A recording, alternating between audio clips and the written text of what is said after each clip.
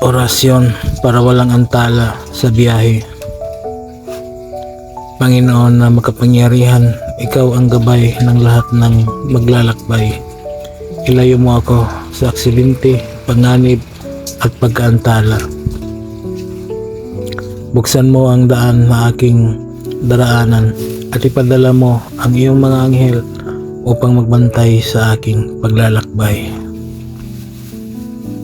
Naway makarating ako ng ligtas at nasa oras. Dala ang iyong pagpapala at kapayapaan. Amen.